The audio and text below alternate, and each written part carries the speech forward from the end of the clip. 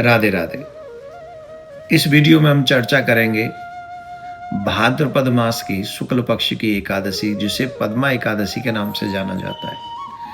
भगवान श्री कृष्ण से जब धर्मराज पूछते हैं कि इस एकादशी को किस नाम से जाना जाता है और इस एकादशी का क्या महात्म्य है, तब भगवान श्री कृष्ण उनको कहते हैं कि ये जो एकादशी है ये पद्मा एकादशी है और ये एकादशी बहुत महत्वपूर्ण है, समस्त पापों को काटने वाली एकादशी है।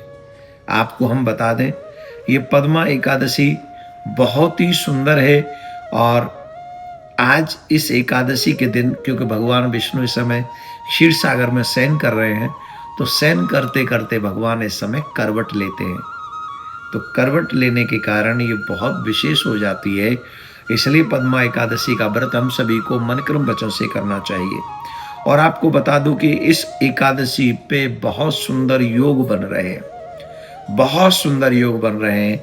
चार सुंदर सुंदर योग इस समय प्राप्त हो रहे हैं इस पद्मा एकादशी में। पहला आयुष्मान योग बन रहा है, दूसरा रवि योग बन रहा है, तीसरा त्रिपुष्कर योग बन रहा है और चौथा सौभाग्य योग बन रहा है, जिसके कारण और भी महत्वपूर्ण ये एकादशी हो जाती है। फिर भगवान श्री कृष्ण बताते हैं धर्मराज को, धर्मराज के पूछने पर तो बताते हैं कि ये कथा मैं तुम्हें सुनाता हूँ, बहुत ही सुंदर है, इसे श्रवण करो। त्रेता युग की बात है।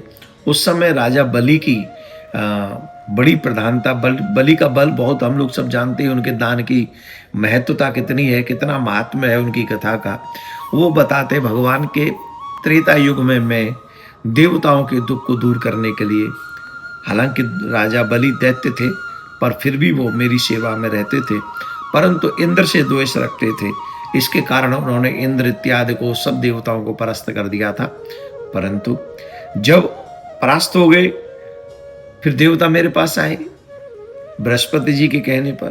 फिर मैं वामन रूप बनाकर गया और वामन रूप बनाकर जब मैं गया तो बहुत बहुत बहुत ही समर्पित होकर उन्होंने कहा कि आप हमसे जो वरदान मांगा, जो भी मांगेंगे हम आपको देंगे।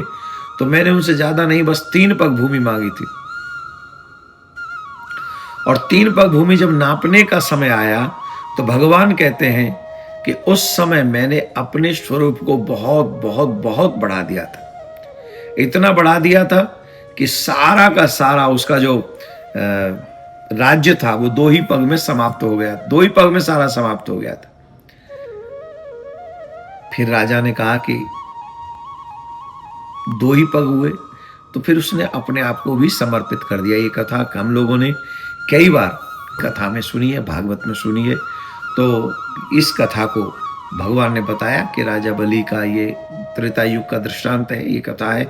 तो हम सबको इस व्रत की कथा का बहुत बड़ा पुण्य, बहुत बड़ा मिलता है।